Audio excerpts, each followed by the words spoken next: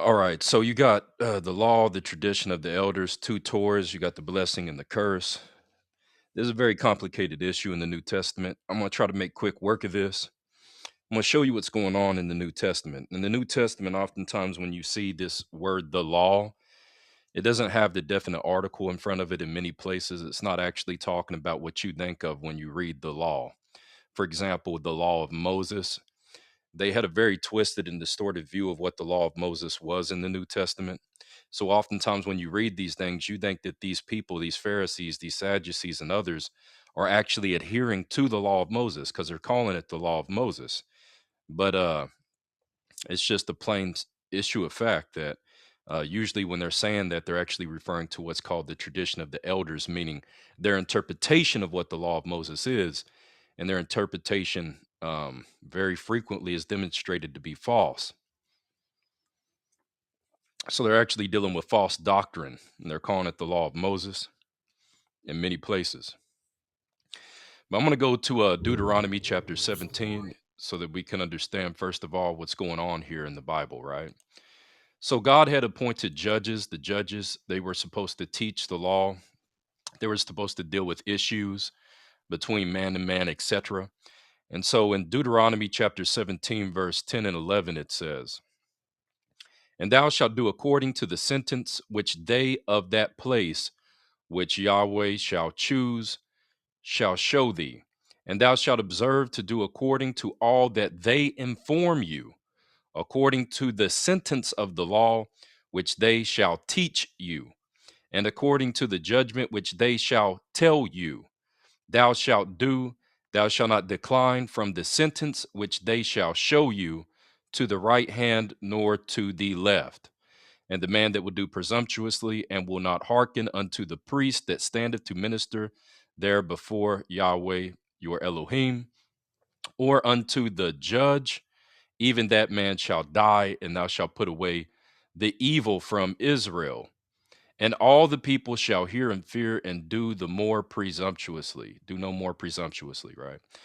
So the whole point is these people are actually supposed to be teaching the accurate written law, but they didn't do this in the New Testament. They had actually formulated their own understanding, their own interpretation of Scripture, and they actually had added to the word of Yah in their own judgment and what they were prescribing and telling people.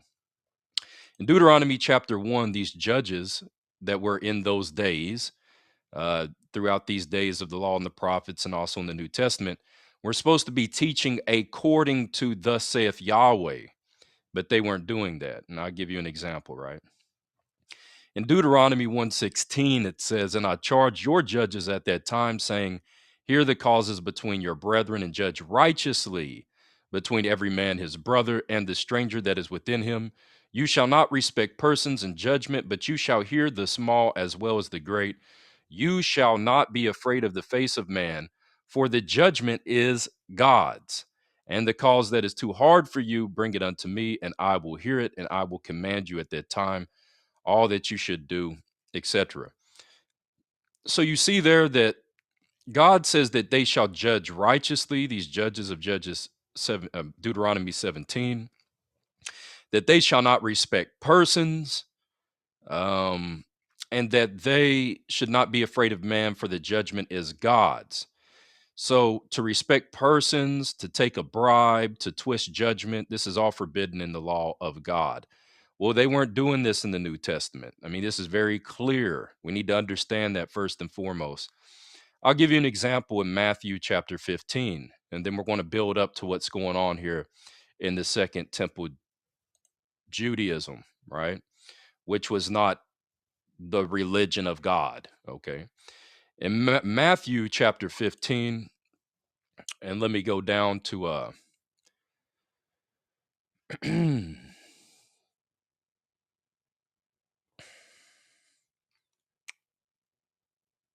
I'm going to go to Matthew chapter 15, and I'm going to pick it up at verse 1. Then came Yeshua, then came to Yeshua scribes and Pharisees. So keep in mind, these scribes, they're basically clerks, they're writers, they're prescribers of the law, if you will, and Pharisees. All right. These Pharisees, you should be very familiar with these people. A Pharisee is a separatist, right? Basically, they're professing to have the right way, or they're set apart to the law. But what they're actually set apart to isn't the law at all. They're actually set apart to man-made traditions, man-made commandments, which actually twist the word of Yah. And we'll have an example of one of these here in Matthew 15. Then came two Yeshua, scribes and Pharisees, which were of Jerusalem, saying, why do your disciples transgress the tradition of the elders? So see, they say they're transgressing the tradition of the elders. They actually hold the tradition of the elders as a law. You need to understand this. So basically, they're coming to Yeshua. They want to know, hey, Yeshua, how come your disciples are transgressing the tradition of the elders? This word tradition, it means the transmission or a precept, traditionary law. If you look this up in the Strong's Concordance G3862, it will tell you the transmission. That is concretely a precept, specifically the Jewish traditional law. But this law is not the law of God. It's not the law of Yahweh. This is something that they had come up with. This is something that they had created. Now, when you go down, it says this is what was transmitted from father to son, right? It says, for they wash not their hands when they eat bread. So these Pharisees, they have a problem. In another synoptic gospel, it says, for all the Jews do this. Well, how are all the Jews doing this? You don't find this in the law of God. Well, this is because this is what their Jewish traditionary law was. This is what was transmitted by the so-called judges, by the so-called rulers, by the so-called elders of Israel, right? And it says, they do not wash their hands when they eat. Verse 3. But he answered and said unto them, why do you also transgress the commandment of God by your tradition? So do you see how the Jewish law, the Jewish traditionary law, is actually something different than the commandments of God? So we have two laws right now that are at battle with each other. The commandments of men, which the Pharisees are calling the law of Moses, okay? And then we have the commandment of God. So he says, Yeshua, that they, by their law, by their tradition or interpretation of the law, are transgressing the commandment of God. See, they accused Yeshua of transgressing, but now Yeshua is accusing them of transgressing. See, they're talking about two separate laws, one of men, one of God. Verse 4. For God commanded, saying, honor thy father and your mother, and he that curseth father or mother, let him die the death. But you say, whosoever shall say to his father or to his mother, it is a gift. This is korban, means a sacrifice, a gift offering. The way that they're using this is as a bribe, basically, to twist judgment, which is an abomination unto Yahweh. So these people have actually negated God's law by establishing their own righteousness. This is very important. They would call it the righteousness of the law, that this is what you should do in order to be righteous. But it's not. It's against the commandment of God. It says, by whatsoever thou mightest be profited by me, and he honors not his father or his mother, he shall be free. Thus you have made the commandment of God of none effect. Their law has made the commandment of God, the prescription and injunction of God's law, of none effect. That means totally void. They have disannulled it. They have made it invalid by their tradition. The law of God, the commandment of God, to them has been made void.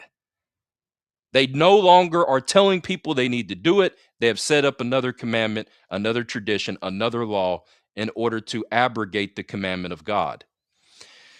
In Matthew 5:17, Yeshua calls them hypocrites. He says, you hypocrites, which is a word that means an actor. You play actors, you stage actors, you pretenders.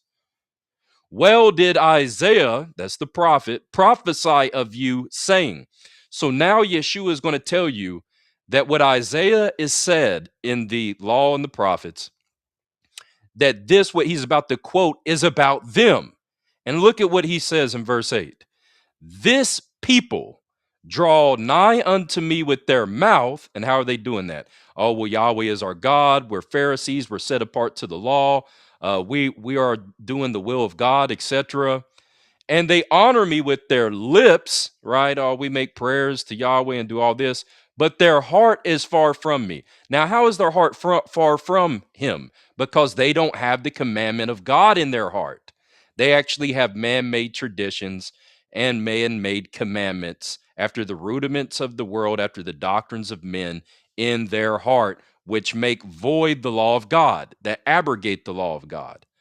In Matthew 15:9, it says, but in vain, that means with no purpose do you worship me, teaching for doctrines the commandments of men. So this is very important.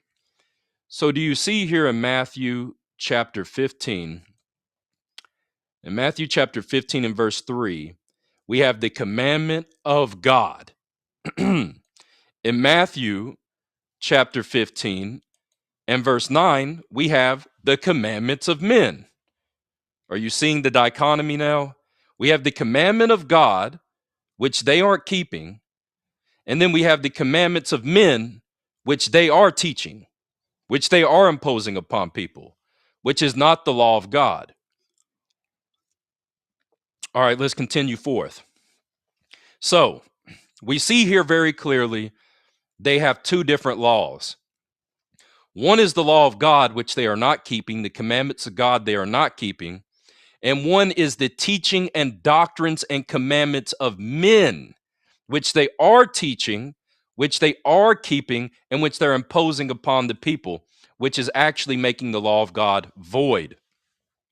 So let's go to Isaiah 29 and read about this, what Yeshua is actually saying from the prophet Isaiah. So this is Isaiah chapter 29, all right? And we're going to go to Isaiah chapter 29, and we're going to start at verse 9.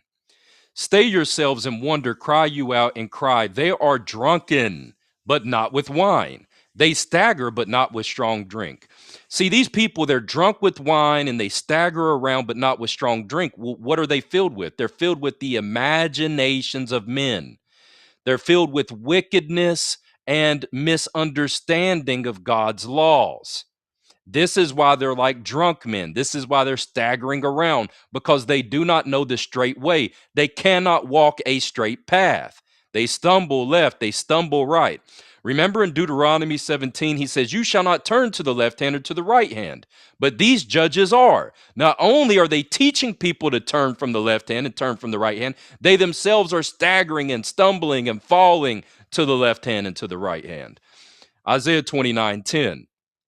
For Yahweh hath poured out upon you the spirit of deep sleep. Do you know what that means to have the spirit of deep sleep upon you? That means that these people are not awake. These people are sleeping. These people are dead. These people are devoid of understanding. He says, and have closed your eyes. They are blind. This is why Yeshua tells them that they are blind leaders. And if the blind follow the blind, they shall both fall into a ditch. So these people are asleep and these people are blind. These people are drunk, but not with wine. These people stagger, but not by strong drink. He says, the prophets and your rulers. Well, who are the rulers that he's speaking about in Matthew 15? The Pharisees and the scribes. These were the main figureheads of the children of Israel in Second Temple Judaism period. It says, he hath closed the eyes of your prophets and your rulers. The seers hath he covered. And the vision of all is become unto the words of a book which is sealed. See, their vision is not the vision of God, because they don't understand the Bible. They don't understand the law and the prophets. They're teaching false doctrine, the commandments of men. The vision of all has become unto you the words of a book which is sealed, which men deliver to one that is learned, saying, read this, I pray you. And he saith, I cannot, for it is sealed. And the book is delivered to him that is not learned, saying, read this, I pray thee. And he saith, I am not learned. What is the importance of this? Well, we understand very clearly when we read this vision, it means their revelation. Their revelation is closed off. They don't have revelation from God. For example, Psalm 49:17 says, for when he dieth, he shall carry nothing away. His glory shall not descend after him. So when we read this, we know that they do not know what the book means, because the knowledge that they're passing on is dead knowledge. It's not the glory of Yahweh. It's not the revelation of Yahweh. A distinction is being drawn between the ignorance of the educated and that of the uneducated classes here. All right. The man of the culture is like one who will not break the seal of the book so that he may read it and know it. The man in the street cannot read it even because it is not sealed, is not unsealed to them. The passage is an interesting illustration when we're looking at the Bible, because here we know in verse 10, as he goes forward, that this is talking about the Pharisees in Matthew 15 and in that time of the people that Christ is dealing with. So it says in verse 12, and the book is delivered to him that is not learned, saying, read this, I pray thee. He said, I cannot, I am not learned. Wherefore the Lord saith, for as much as this people draw near me with their mouth, and with their lips they do honor me, but have removed their heart far from me, and their fear toward me is taught by the precept of men. Let me read this in another translation, the NET. It says, the Lord says, these people say they are loyal to me. They say wonderful things about me, but they are not really loyal to me. Their worship consists of nothing but man-made ritual. So we should start to understand what's going on here in the New Testament. A lot of people are reading this law of the Pharisees, this tradition of the elders, according to in the law is blameless and all this, but they don't understand what it's actually talking about. It's talking about man-made ritual. It's talking about the commandments of men, which had nothing to do with the law of God, had nothing to do with the commandments of God. In Isaiah chapter 29:14, it says, therefore, behold, I will proceed to do a marvelous work among this people, even a marvelous work and a wonder. For the wisdom of their wise men shall perish, and the understanding of their prudence shall be hid. Do you see that? Their understanding and their wisdom had perished. They thought they had wisdom, but what they had was no wisdom at all. And the one who did have wisdom, they would not hear, which was Yeshua. So check this out. This is Acts 28:26 through 27. Isaiah 29 and verse 14 is used here and in other places, and I'm going to read, right? So this is Acts 28 and verse 25. And when they agreed among themselves, they departed. After that Paul had spoken one word, well spake the Holy Spirit by Isaiah the prophet unto our fathers, saying, go to this people and say, hearing you shall hear and shall not understand, and seeing you shall see and not perceive. See, the book is to them as sealed. It's given to them who are unlearned, and they cannot read it. They cannot perceive it. In verse 27, for the heart of this people is waxed gross, and their ears are dull of hearing. Their eyes have they closed, lest they should see with their eyes, and hear with their ears, and understand with their heart, and should be converted, and I should heal them. Be converted to what? To the will of Yahweh, to the commandments of God. Verse 28. Be it known therefore unto you that the salvation of God is sent to the Gentiles, and they will hear it. And when he had said these words, the Jews departed and had great reasoning among themselves. So let's take a look at another text. All right. So let's go to Luke chapter 10, verse 24. I'll start at 23. And he turned him unto his disciples and said privately, Blessed are the eyes which see, and the things that you see. For I tell you that many prophets and kings have desired to see those things which you see, and have not seen them, and to hear those things which you hear, and have not heard them. So what is he referring to? He's talking about the revelation of the true light. Luke 10:22 says, All things are delivered unto me of my Father. No man knoweth who the Son is, but the Father, and who the Father is, but the Son, and to whom he will reveal him, meaning whoever will be taught of God. He sent his Son to teach the people the correct understanding of the commandments of God.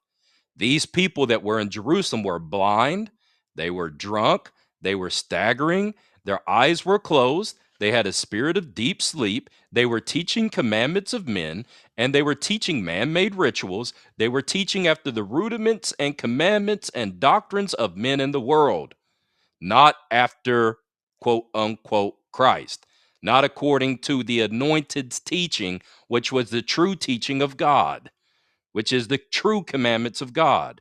This is very important. So we see these people didn't keep the law of Moses, but these people were saying they kept the law of Moses, and they were telling people they need to keep the law of Moses. But what they're calling the law of Moses is not the law of Moses. It's the commandments of men. That's a problem. So automatically, if people are reading the New Testament and they're saying, oh, well, the Pharisees kept the law and the Pharisees were keeping the commandments of God and it didn't help them, they already don't understand the New Testament. The New Testament, the whole foundation of the New Testament is these people were blind. These people were not keeping the commandments. These people had made up their own commandments. They had made up their own laws. They had their own tradition, their own transmission, their own interpretation, which all negated the commandments of God, the actual law of God, in order to get around it because they did not want to do it. So let's go to another text here, right?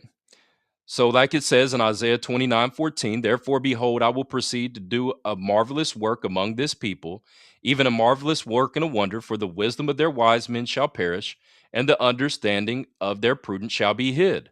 Woe unto them that seek deep to hide their counsel from Yahweh, and their works are in the dark. You know what? For you to have your works in the dark, it means you're doing sin. It means you're not actually keeping the commandments of God and you're not teaching the commandments of God. Your counsel is the counsel of iniquity. Your spirit that you prophesy in is the spirit of error and impurity. All right? They don't have the Holy Spirit. They don't teach according to God's commandments, according to God's word, according to God's way, according to God's law. So it says in Isaiah 29:15, they say, who seeth us? Who knoweth us? Yah says, surely you're turning of things upside down. They turned everything upside down. So anybody read the New Testament and think, oh, when Paul said, I was a Pharisee of the Pharisee, and I counted my education as dung, and I persecuted the church concerning zeal, and as in touching the righteousness in the law, I was blameless. If you think he's talking about the fact that he was keeping the commandments of God, then you are incorrect. Paul understood and came to the understanding that what he had received was dung. It was excrement. It was fecal matter. What they had been teaching Paul and feeding Paul with a spoon was excrement. It was feces. That's what he had been eating all his life. He had been eating this vomit of their tables. When you go to, for example, Malachi chapter 2, God said that he would do this to their priest. Just like we read in Isaiah chapter 29, he said, I will do this to your prophets. I will do this to your rulers. I will do this to your seers. Well, who are their prophets? Who are their rulers? Who are their seers? Seers. It's the scribes, the Pharisees, the Sadducees, and anybody else that thinks they're a big time builder in the land of Israel during that time. It says the stone which the builders rejected has become the head of the corner. The stone is the one who God had sent. That's Christ. But the builders rejected Christ. Why? Because they reject God's word. They reject God's commandment. So in Malachi chapter 2, God said he would wipe feces in their face. He would spread dung all over their faces, and the priests that teach them would be priests who have dung wiped all over their faces. Okay? This is Malachi 2:1. Oh, and now, O you priest, this commandment is for you. If you will not hear, if you will not lay it to heart, to give glory unto my name, saith Yahweh of hosts, I will even send a curse upon you. I will curse your blessings. Yea, I have cursed them already, because you did not lay it to heart. Behold, I will corrupt your seed on spread dung and spread dung upon your faces, even the dung of your solemn feast, and one shall take you away with it. And you shall know that I have sent this commandment unto you, that my covenant might be with Levi, saith Yahweh of hosts. My covenant was with him of life and peace. I gave it to them for the fear with where they feared me, and was afraid before my name. Remember back at the mount? They were the ones, they did not partake in the idolatrous worship of the golden calf, and they separated unto Moses. Moses said, go slay you every man his kindred, every man his brother, every man his kinfolk. And they slew 3,000 that day. And so God established covenant with Levi. Remember Phinehas, how zealous he was for the Lord God and speared through that Moabitess and that man of Israel. And God said, you have been zealous for my sake. My covenant shall be with Phinehas. See, God made a covenant of life and peace with Levi. Up for the fear where they feared him. But guess what? They stopped fearing the Lord their God. They stopped teaching the fear of the Lord their God, and they started to teach the doctrines and commandments of men, and the precept or their fear of Yah was taught by the commandments of men according to their own imagination and their own ways. He says in verse 6, the law of truth was in his mouth, and iniquity was not found in his lips. He walked with me in peace and equity, and did turn many away from iniquity. For the priest's lips should keep knowledge, mean the knowledge of God. That means his commandments. And they should seek, or his wisdom even, and they should seek the law at his mouth, for he is the messenger of Yahweh of hosts. But you have departed out of the way. You see the way? Remember Yeshua came teaching the way? Remember John said, prepare the way? You remember they said after the sect, which you called heresy, which is called the way? Remember Jesus said there is the way of life, the way of death. The way is according to God's commandments and wisdom and knowledge. But Levi went out of the way like a drunk man, like a man filled with wine, like one staggering at strong drink. He stumbled out of the way of life. You have caused many to stumble at the law. You have corrupted the covenant of Levi, saith the Lord of hosts. Therefore have I also made you contemptible and base before all the people, according that you have not kept my ways, but you have been partial in my law. What does this mean when God says you have been partial in my law? Well, that means that they themselves had not been showing respect unto the commandments. They themselves were actually doing violence to the law. They were teaching the law improperly. They were negating things out of the law. They were purposely making void the law of God. They were respecting persons. They were taking bribes. They were devouring widows' houses. They were taking that which was due unto the fatherless, the orphan. They were being partial in God's law. They were allowing the rich to give them money in order to get out of judgment. They were allowing people who were, according to Matthew chapter 15, dishonoring, disrespecting, treating contemptuously their father and their mother to pay a gift or a sacrifice of korban in order to get out of the commandment of God that they should be punished for doing such things. These people were liars. Yet you have today in your modern Christian church telling you, oh, the Pharisees kept the laws and that didn't help them. All right. He says, how have we not all one Father? Have not one God created us? Why do you deal treacherously, every man against his brother? That means deceitfully. You're dealing deceitfully with your own brothers. You're being partial in the law. You're teaching people things you shouldn't, and they're going out of the way. What happened to you, Levi? You used to be a priest of truth and life. The law used to be in your mouth. You used to turn many from iniquity, but now I'm going to have to spread feces in your face and corrupt your seed because you have not feared me. So the scribes and the Pharisees and the Sadducees were a seed of excrement. They were a seed of evildoers. They were priests who had dung in their face, and they were priests who taught people to eat dung. That's why Paul says, hey, all those things they taught me was dung. It was feces. We getting the picture now? Do you think Paul's saying that about the law of God? You think Paul's saying the law of God and everything I learned about the commandments of God was all feces? God's holy, righteous, perfect law, it was all an expulsion of feces. That's not what Paul's saying.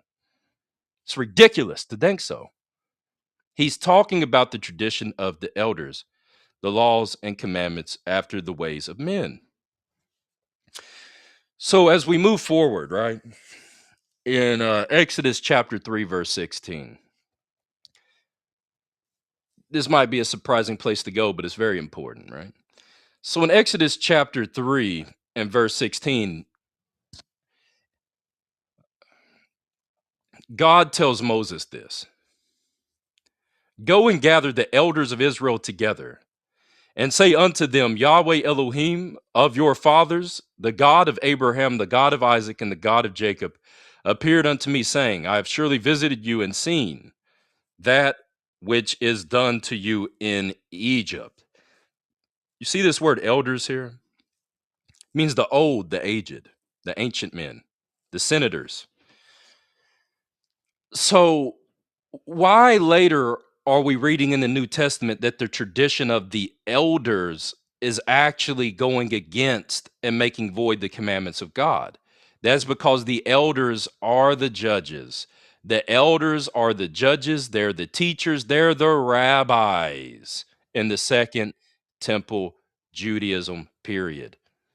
And their elders, their judges, their rabbis were corrupt. All right. Let's go to Matthew chapter 23 and verse 4 to further expound upon this. Because Matthew 23:14 is a hard verse for people to understand. They think that Jesus is telling them to keep the tradition of the elders, but he's not. Jesus is saying that when they sit in Moses' seat, they are to read or to teach the written law, and that you should do what is taught from the written law, but do not after the manner of the Pharisees, because they read it and don't do it. They actually read it and then they turn around and they do opposite to it by setting up their own commandments, which is directly against the Torah. It's directly against the law of Moses. You shall not add to, you shall not take away. As he says in Deuteronomy chapter 1, that the judgment is God's. You shall have no respect in persons. You shall not fear the face of man.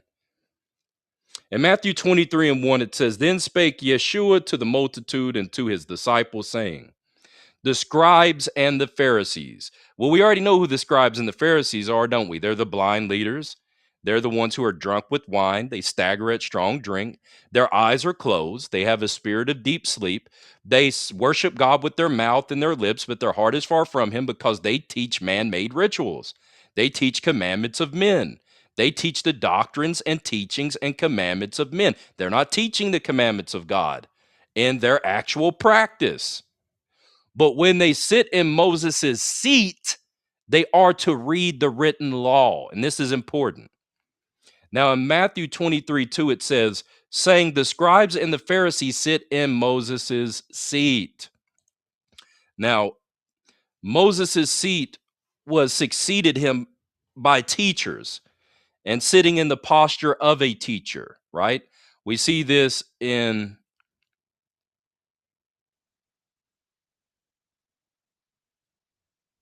let me go here real quick. Let me read you something real quick. It says, sit in Moses' seat. Not that they were actual successors, that they were Moses himself, for they must all obey the law of Moses as transmitted. Moses was the legislator and the mediator of the law. We read very carefully that here they were to actually speak and read from the written Torah, law of God. And in so doing, the people could hear the words of God and be taught what Moses had taught. The allusion here that is given is that the Sanhedrin is there in determining and speaking what is in the written law. But to those in which the doctors sat, they expounded the law. For though they stood up when they were to read the law, oftentimes, as seen in Luke 4:16, and he came to Nazareth where he had been brought up, and as his custom was, he went into the synagogue on the Sabbath day and stood up to read. They often sat when they preached out of them. This custom of the synagogue was observed by our Lord Jesus Christ. So in Matthew chapter 23:3, he says, all whatsoever they bid you observe, and that observe and do. Well, why is he saying this? Because that what they're teaching you is the commandments of God when they actually sit in Moses' seat. They can't go from the left hand or to the right hand when reading in the synagogue. Yet, he says, do not do after their works. What are their works? Their toil, their acts, their deeds, their prescriptions. Now, see, this is very interesting here because we start to hear about the works of the law. We start to see in the epistles of Paul talking about how that, through these works, people are trying to be justified and not through the faith of Jesus Christ, which is after the commandment of God. And so here he says, do not after their works, for they say and do not. Well, what does it mean they say and do not? Well, they're sitting here reading to you the law of Moses, but they don't really do it. They actually are putting in place their own commandments, as we read earlier in Matthew 15. For they bind heavy burdens and grievous to be borne, and they lay them on men's shoulders, but they themselves will not lift or move them with one of their fingers. So what is the heavy burden that is grievous to be borne that they're actually laying on men's shoulders? It's not the law of God, for God said, do not call his law a burden. He said, do not call it grievous in Jeremiah chapter 23. So anybody saying that the law of God is a burden, God rebukes this man. So Jesus can't be talking about the law of God here. He's actually talking about the commandments of men that are a burden. Let me show you an example here in Jeremiah 23 so we can get some understanding thereof. Now, in Jeremiah chapter 23, it says in verse 25, I have heard what the prophet said that prophesy lies in my name, saying, I have dreamed, I have dreamed. How long shall this be in the heart of the prophets which prophesy lies? Yea, they are prophets of the deceit of their own heart, which think to cause my people to forget my name by their dreams, which they tell every man to his neighbor. As their fathers have forgotten my name for Baal or Lord. The prophet that hath a dream, let him tell a dream. And he that hath my word, let him speak my word faithfully. What is the chaff to the wheat, saith Yahweh? Is not my word like as a fire, saith Yahweh, and like a hammer that breaketh the rock into pieces? Therefore, behold, I am against the prophets, saith Yahweh, that steal my words, every one from his neighbor. Behold, I am against the prophets, saith Yahweh, that use their tongues and say, he saith. See, These people say, well, Yahweh says this. This is what Yahweh commands. This is what Yahweh's law is. And then Yahweh hasn't said it. It's not according to his word. Verse 31. Behold, I'm against the prophets, saith Yahweh, that use their tongues and say, he saith. Behold, I'm against them that prophesy false dreams, saith Yahweh, and do tell them, and cause my people to err by their lies and by their lightness. So what does it mean here when it says their lightness? It means their recklessness. The fact that they are actually teaching people the wrong way. They're saying that Yahweh has said this. This is Yahweh's commandments. They have become reckless and are driving many into error, into destruction in their pernicious ways. See, this is why we have to be very careful when we read in the New Testament, not understanding the totality of everything, which comes from Genesis to Revelation. Now we have people, they don't know who God is. They think that the Most High God is Jesus Christ. The Most High God is Yahweh, the Father. We have people today teaching things that they ought not for filthy lucre's sake. We have people setting up pastoral systems that have nothing to do with the scripture. We have people setting up a senior and junior pastor, and everybody has to listen to these individuals. But God did not set it up like that. He said, let the prophets prophesy 2 by 3, and they in their course, and let the other judge. For all shall prophesy, and all shall be taught, all shall learn, and all shall be comforted. And he said he gave many, right, gifts unto men, some prophets, some apostles, some teachers, some pastors, some evangelists, for the edification of the body, till we all come to the stature of a perfect man, to the full measure of Jesus Christ. And this is why people aren't coming to the measure of Christ, because they're being taught ignorantly by people devoid of the knowledge of the word. But they say he saith. Yahweh said this. God said that. You see, this is an issue. It's been an issue. There was people using these letters back then to cause this issue, to turn grace of God to lasciviousness, so that people could serve their own ways and do their own will and walk in their own ways and still be saved and say, oh, has not the Lord said that I'm saved, whatever. That's why Peter says specifically that the wisdom that God gave our beloved brother Paul, and he's written you in many epistles in things that are hard to understand, which many, not a few, many twist, they wrest it, they distort those letters to their own destruction, because they really don't know what Paul's talking about, because they're very complicated and complex. They're for those who are basically well learned in the law, who understand what the will of the Lord is. And they not only twist them to their own destruction, but they do the other scriptures to their own destruction. And those who would escape from these type of people, those who do not do that, it says that they themselves will not be led away by the error of the lawless in 2 Peter. Why would he say the error of the lawless? In some of your translations, it may say in 2 Peter chapter 3, like King James Version, you therefore, beloved, seeing you know these things before, beware, lest you also, being led away by the error of the wicked, fall from your own steadfastness and walking in the way. The way. This is the saying that this error, like Peter says, being led away by the error of the wicked, by the error of the lawless. Look at that in Jeremiah 23:32. Behold, I'm against them that prophesy false dreams, saith Yahweh, and do tell them, and cause my people to err by their lies and by their recklessness, their lightness, their partiality in the law.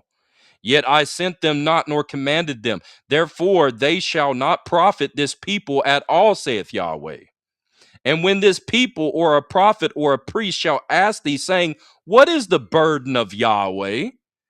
Then thou shalt say unto them, what burden? I will even forsake you, saith Yahweh. And as for the prophet and the priest and the people that shall say, the burden of Yahweh, I will even punish that man in his house. Matthew 23, verse 4. For they bind heavy burdens and grievous to be borne. Do you think that Jesus Christ is calling the word of Yahweh, which you should speak faithfully, a burden? A heavy burden? For Yahweh has said in Jeremiah 23 that no man shall call my word a burden. Interesting. So Yeshua must be talking about something else here when he says that they bind heavy burdens and grievous to be borne and lay them on men's shoulders as a yoke, but they themselves will not move them with one of their fingers. And all their works they do to be seen of men. You see? Matthew chapter 23, verse 34. And as for the prophet and the priest and the people that say the burden of Yahweh, I will even punish that man in his house. Thus shall you say every one to his neighbor and every one to his brother, what hath Yahweh answered? And what hath Yahweh spoken? And the burden of Yahweh shall ye mention no more, for every man's word shall be his burden. See, when he said they put on you heavy burdens, that's their words, not Yahweh's words. That's the commandments of men, the doctrines and traditions of men. That's the grievous burden. They're the liars. They're the false prophets. They're the blind deceivers. They are they who are drunk with wine, with strong drink. Believe not these people. Don't listen to these people. They be blind leaders of the blind. You shall fall into a ditch. They eat the table of vomit. All the blood that goes from Abel to Zechariah, the son of Berechiah, will fall upon these people, for they do not love the Lord their God. For they teach their own imagination in a lying spirit of error, and they be the children of the devil. What are we not understanding so far about this? Now, in Matthew chapter 23, verse 35, it says, thus shall ye say to his neighbor and every one his brother, what hath Yahweh answered? What has Yahweh spoken? That's Matthew 15. He says, for Yahweh said, honor your mother and your father, and he that will not honor mother and father, let them die the death. But you say, but your burden is, but your yoke is upon the people, that he can give a gift. He can give korban. And now he suffers not him to do or to honor his father and his mother. You bring the people in oppression by your lies. You make void the law, the commandment of God by your doctrine and by your commandments of men. You put on people heavy burdens to be borne. You lay that yoke upon men's shoulders, but you yourself will not lift it nor move it with one of your fingers. Jeremiah chapter 23, verse 36. And the burden of Yahweh shall you mention no more, for every man's word, every man's teaching his own doctrine, the commandments of men, shall be his burden, shall be his yoke of heaviness upon the soul of man that will not do my commandments. For you have perverted, you have perverted the words of the living God, and the Yahweh of hosts, our God. Thus shalt thou say to the prophet, what hath Yahweh answered you? And what hath Yahweh spoken? But since you say, the burden of Yahweh, therefore thus saith Yahweh, because you say this word, the burden of Yahweh, and I have sent unto you, saying, you shall not say the burden of Yahweh. Therefore, behold, I, even I, will utterly forget you. I will forsake you and the city that I gave to you and your fathers, and cast you out of my presence. And I will bring an everlasting reproach upon you, and a perpetual shame which shall not be forgotten. Now we see what happened to them, don't we? Because they didn't want to listen to the word of Yahweh. Now we're starting to get some understanding now. Let's go to Luke chapter 11, verse 46. In Luke chapter 11, verse 46, let's get what the Mashiach is saying.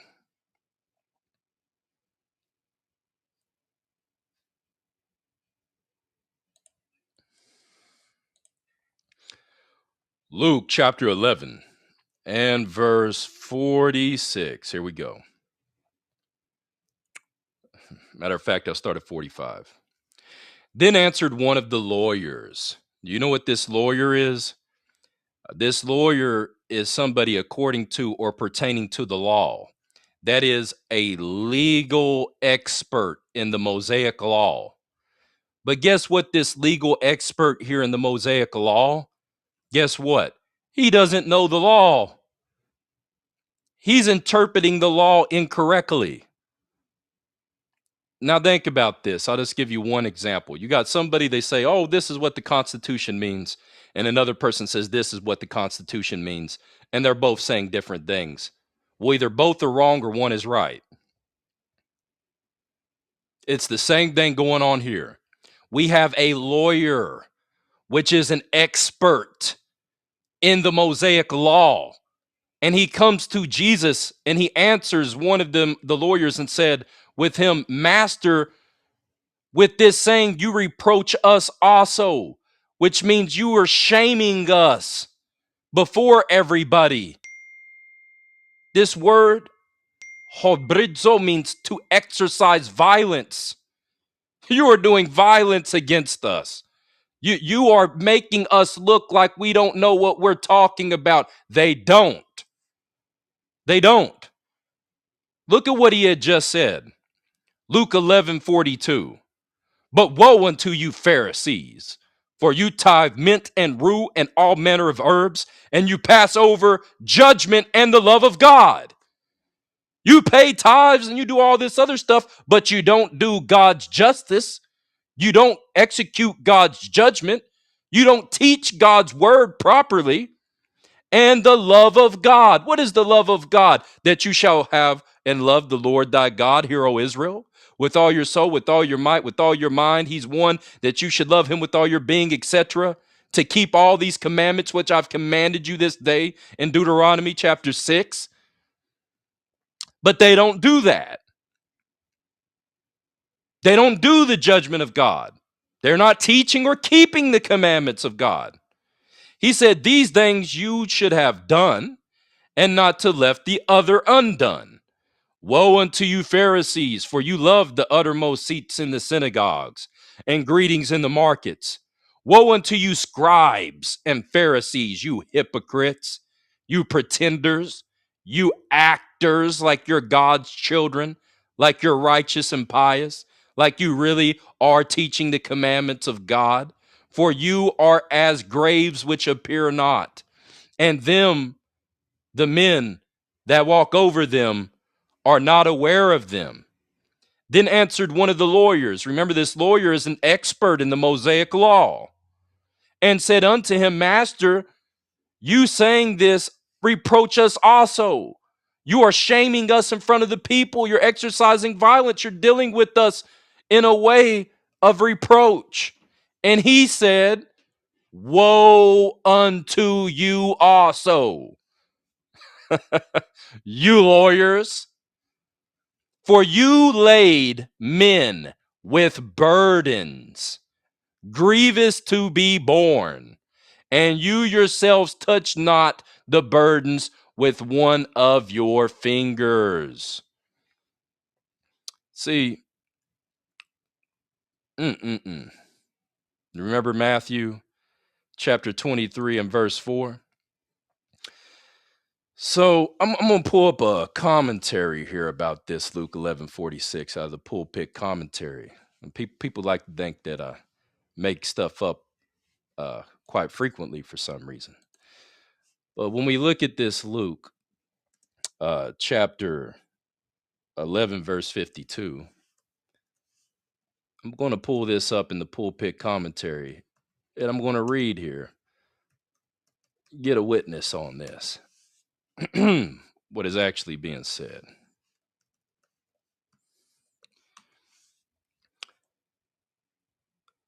All right. Luke chapter 11, verse 52, pulpit commentary. Check this out. It says, "Woe unto you lawyers, for you have taken away the key of knowledge, and you yourselves and them that were entering you have hindered." Right? Woe unto you lawyers, the Talmud. The Talmud. Those of you who don't understand what the Talmud is, the Talmud are the oral teachings, the oral laws, the tradition of the elders, the commandments of men, made man ritual. Woe unto you. The Talmud gives us a clue to the master's words of bitter reproach here. There were very many in the restless age of inquiry, waiting for the consolation of Israel, who longed to enter into the real meaning of the psalm and prophecy. But the scribe, the lawyer, and the doctor of the law, and their strange and unreal interpretations, their wild and fantastic legends, their own often meaningless additions, effectually hindered all to the real study of the divine oracles. The Talmud, in the form that we possess it today, well represents the teaching of these schools, so bitterly censored by the Lord. Let me get up to 1146. This is what it says about Luke 11:46. And he said, "Woe unto you, you lawyers, for you laid heavy burdens, grievous to be borne, and you yourselves will not touch these burdens with one of your fingers. You laid men with burdens, grievous to be borne. You yourselves do not touch them." Then the Lord turned to the accomplished Jerusalem scholar, the expert in the Mosaic law, and with withering emphasis pronounced upon his famous influential order, "Those scratching reproaches of the 18th centuries have been woeful inheritance of all hypocritical self-deceivers." Oh, my Lord. What they are holding is actually the inheritance of hypocritical self-deceivers. How true is this expression? Burdens grievous to be borne. A very superficial study of the Talmud. Do you see how they're not telling you the law of God, the commandments, the Torah? The Talmud will apply and show. For although even the earliest parts of that stupendous compilation were not committed to writing until some time after, yet very much of what we know and pursue in those strange, weary treatises existed then in the oral tradition, the oral law, the Jewish prescribed law, which it was the life and work of scholars and pedants, like the lawyer to whom Jesus was speaking, to learn, to expound, and to amplify. And these vexatious and frivolous ordinances, see, these frivolous ordinances, they have nothing to do with the law and commandment of God, which the lawyers and scribes pressed home upon the people with such urgency, were often shrinked and avoided by the learned culture of the scribe class as a body. You see, what's happening here is that they were the interpreters of the law, and their interpretations were lies. They were teaching after man's word, man's burden, not after the law of Yah. And so we read in Luke chapter 11, verse 46, "Woe unto you, you lawyers, for you laid men with burdens." You see, you are teaching them things that have nothing to do with the commandments of God. They said frivolous ordinances, hypocrisies from self-deceivers, people who negate God's commandment and word and instead institute their own righteousness and not the righteousness of God. All right. Now, it says in verse 47, Woe unto you, for you build the sepulchres of the prophets, and your fathers killed them. Truly you bear witness that you allow the deeds of your fathers. You allow the deeds of the elders, the works of the elders. That word deeds there is work. By the deeds of the law, by the works of the law of your fathers. For they indeed killed them, and you build their sepulchres. Therefore also said the wisdom of God, I will send them prophets and apostles, and them they shall slay and persecute, that the blood of all the prophets which is shed from the foundation of the world may be required of this generation. Verse 52, woe unto you lawyers, for you have taken away the key of knowledge, and entered not in yourselves, and them that were entering in you hindered. And as he said these things unto them, the scribes and the Pharisees began to urge him vehemently and to provoke him to speak of many things, laying wait that they might catch him, and seeking to catch him something out of his mouth, that they might accuse him. That's Isaiah 29. Let's read Isaiah 29. They seek to make an offender for one word, and that's what these liars were doing. This is Isaiah chapter 29. And I'm going to start reading right here. We kind of let off a little bit, but I'll start right here in verse 18. And in that day shall the deaf hear the words of the book, the eyes of the blind shall see out of obscurity and out of darkness. It says, the meek also will increase their joy in Yahweh, and the poor among the people shall rejoice in the Holy One of Israel. For the terrible one is brought to naught, the scorner will be consumed, and all that watch for iniquity will be cut off. That make a man an offender for a word. That make a man an offender for a word, and lay a snare, a trap for him that reproveth in the gate. What does it mean that reproves in the gate? Proverbs chapter 6, verse 23. For the commandment is a lamp, and the law is light, and reprovement, and instruction are the way. The way. They are the way of life. You see what's happening here? This is what was going on with Yeshua, HaMashiach.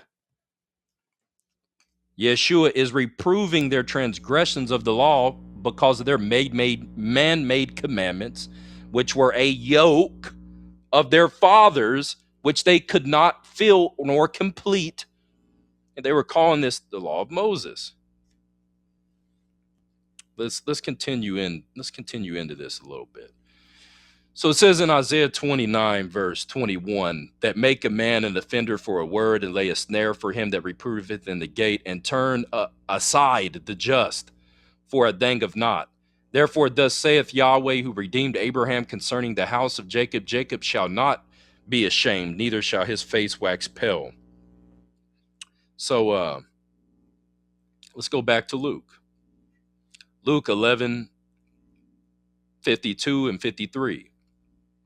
Woe unto you lawyers, for you have taken away the key of knowledge, and entered not in yourselves, and them that were entering you hindered. And as he said these things unto them, as he reproved them in the gate, the scribes and the Pharisees began to urge him vehemently and to provoke him to speak of many things, lying in wait, laying a snare for him, and seeking to catch something out of his mouth to make him an offender at a word, that they might accuse him.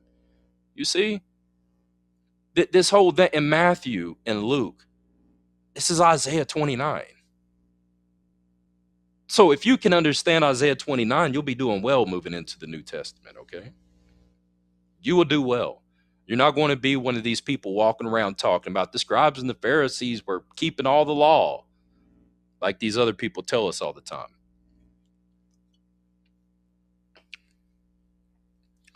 Let me look at this, all right? Okay, so this is some commentary on Luke 11:52. You have taken away the key of knowledge. A key, the regular symbol of function of a scribe. Matthew 13:52. Then said he unto them, therefore every scribe which is instructed unto the kingdom of heaven is like unto a man that is a householder, which bringeth forth out of his treasure things new and old.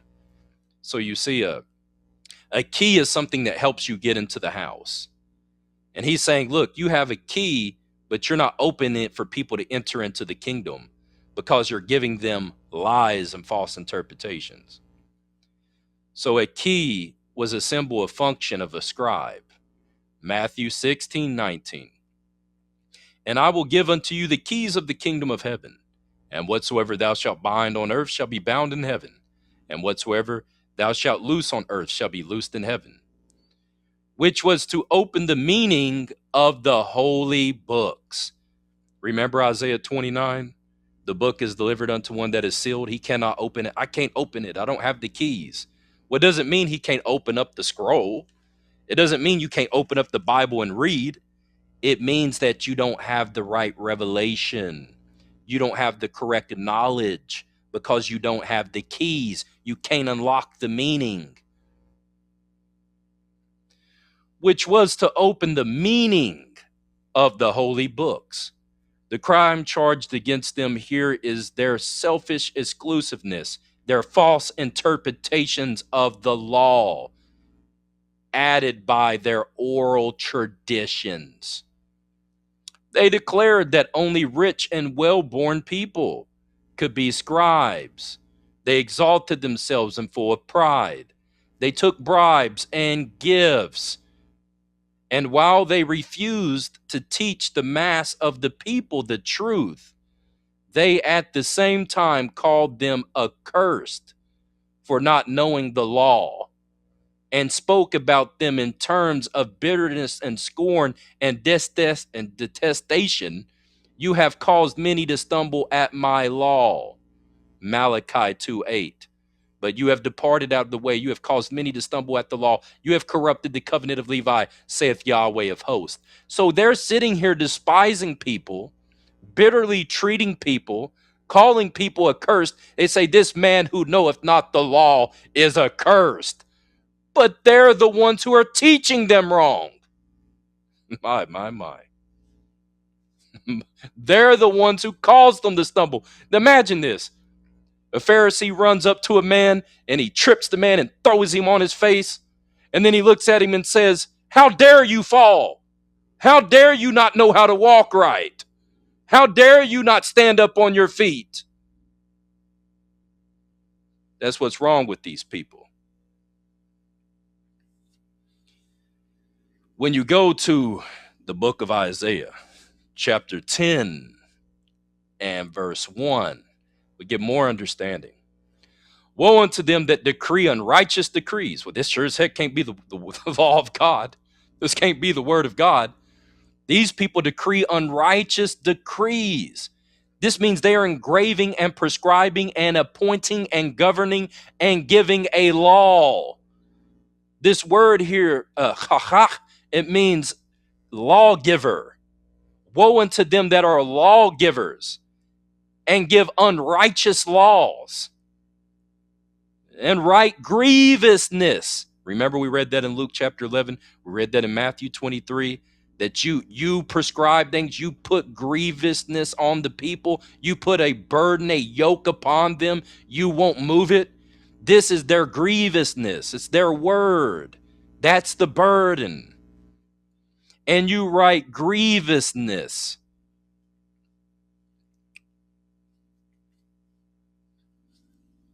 Which they have prescribed. To prescribe means here to write, to inscribe, to prescribe, to record, to subscribe in writing and or teaching. So it says here in Isaiah 10:1, woe unto them that decree unrighteous decrees and write grievousness which they have prescribed, to turn aside the needy from judgment, and to take away the right from the poor of my people, that widows may be their prey, and that they may rob the fatherless. Hey, let's snatch the sheet up off of them. This is none other than, the Pharisees, the rulers of the people. It says in Matthew 23:14, woe unto you scribes and you Pharisees, you hypocrites, for you devour widows' houses, and for a pretense, to pretend, you make long prayer. Therefore you shall receive the greater damnation.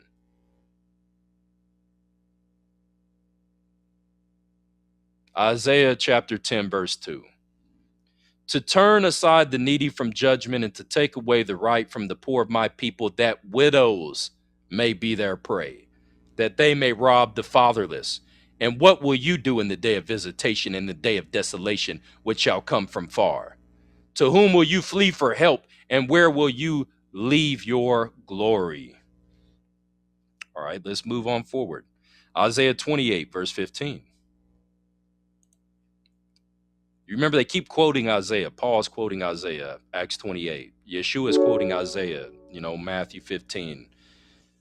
They're consistently doing this. Why? Because Isaiah, these things are speaking to the nature and the spirit of these people at that time in Second Temple Judaism. They quote Isaiah probably more than any other book when it pertains to them dealing with the kingdom of God and the condition of the people and the rulers and the teachers. For example, Isaiah is the stone which the builders rejected has become the head of the corner. This is marvelous in our eyes. That Yeshua said, I will teach in parables, that seeing they might see and not perceive, that hearing they might hear and not understand, etc. Behold, I will work a wonder in their days. I will work a marvel which they will not believe even if they see it.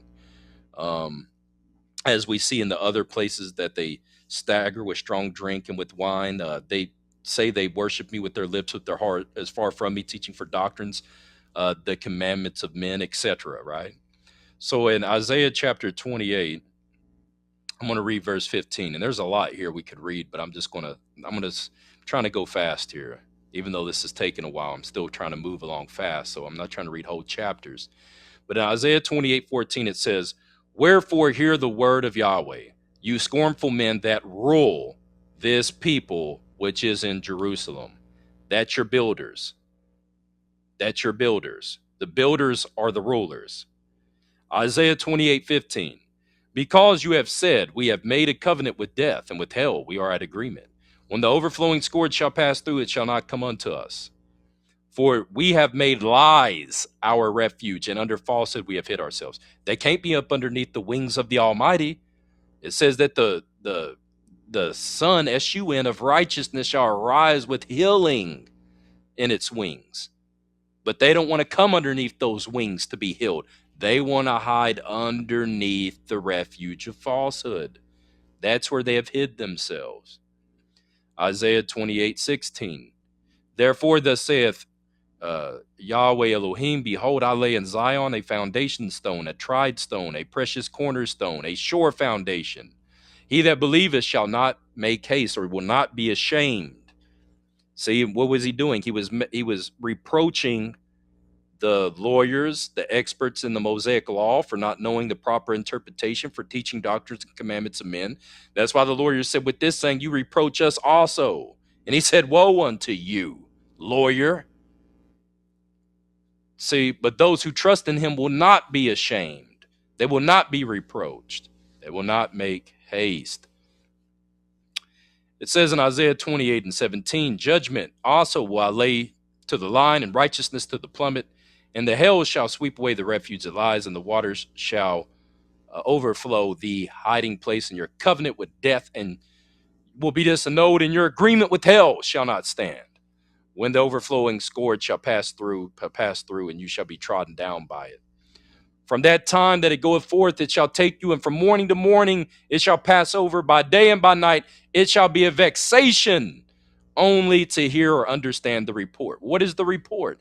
Isaiah chapter 53, verse 1. Who has believed our report? And to who has the arm of the Lord been revealed? For he grew up out of dry ground. There was no form nor comeliness that we should desire him. He was a man acquainted with griefs and with sorrows, and we hid, as it were, our eyes from him. Isaiah 28:20. For the bed is shorter than that a man can stretch himself on it, and the covering narrow than that a man can wrap himself in it. So that their garment cannot cover their shame. They are naked. They're exposed. Their sin.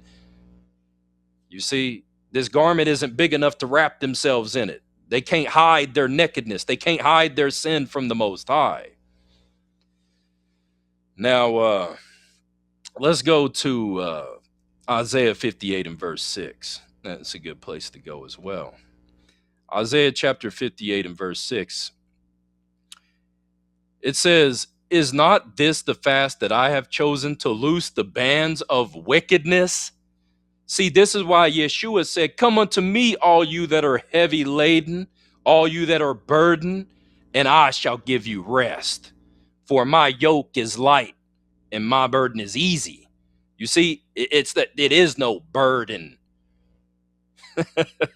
Do you remember what we read in Jeremiah 23?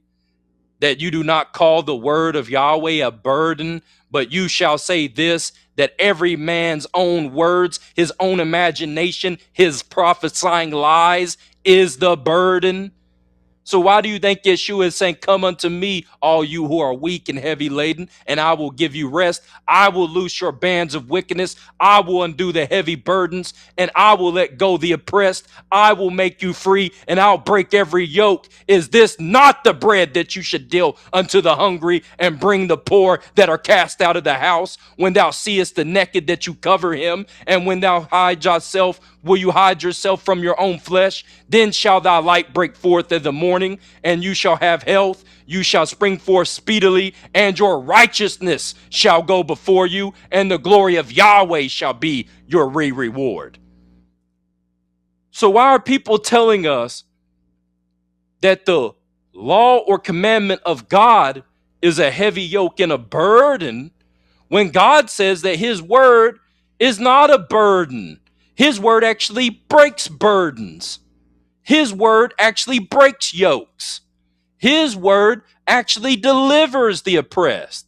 His word actually causes the poor to rest in his house. His burden is not a burden, but men call it a burden. You see what's happening here as we go through these scriptures? Because people are going to tell you, when Jesus said, "Come unto me, all you that are heavy burdened," they're going to say, "See, this means that we don't have to keep the commandments of God anymore." My. This, oh, Lord help. Here's a problem. This is a big problem here. We already saw that the heavy burdens which were grievous to be borne, that were being laid upon men's shoulders. Laid upon men's shoulders means a yoke, right? They're laying it upon them like a yoke. A yoke is something you lay on a beast. He has to work, he has to toil, he has to do deeds. Was the commandments and doctrines of men that may void the law of God.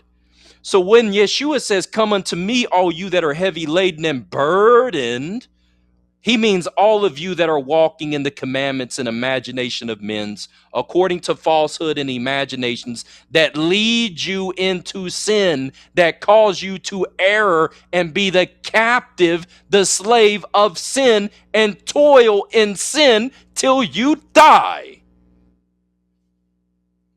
See how mixed up people are?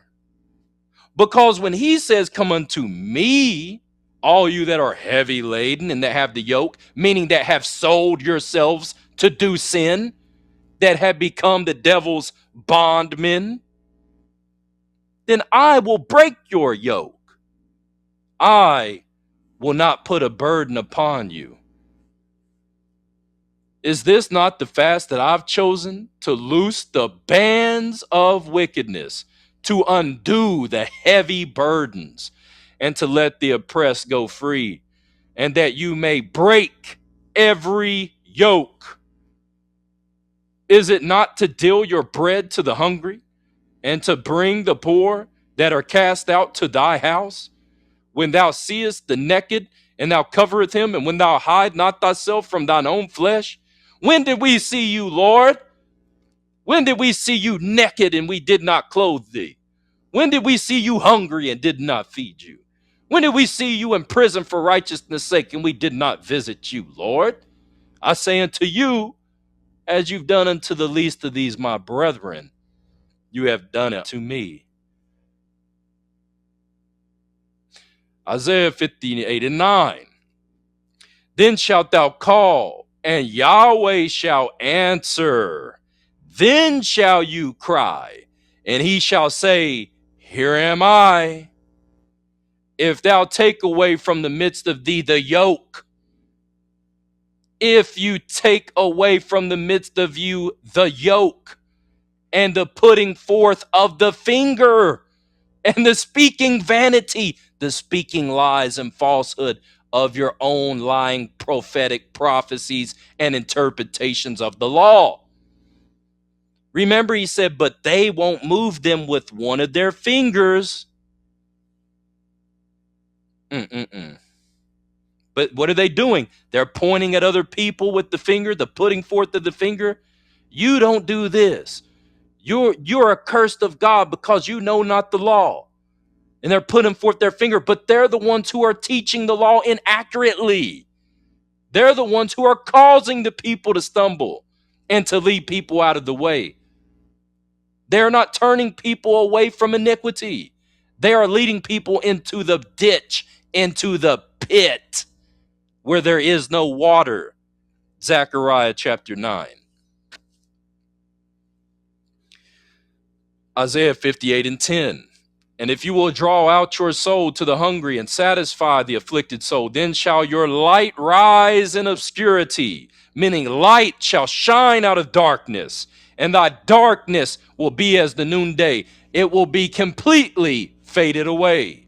And Yahweh shall guide them continually and satisfy thy soul in drought and make your bones fat. And thou shalt be like a watered garden and like a spring of water whose waters fail not. Out of your belly shall flow forth rivers of living water, and they shall be of thee that shall build, and of the old waste places shall rise up the foundations of many generations. Why do you have to raise up the foundations of many generations? Because the tradition of the elders, the transmission from judge to son, was corrupted. They had forgotten the foundation for many generations, so they have to raise up the old foundations. They have to turn back to the old paths, the ancient ways of the fathers, because they had corrupted it for many, many generations. And thou shalt be called the repairer of the breach, the restorer of the paths to dwell in.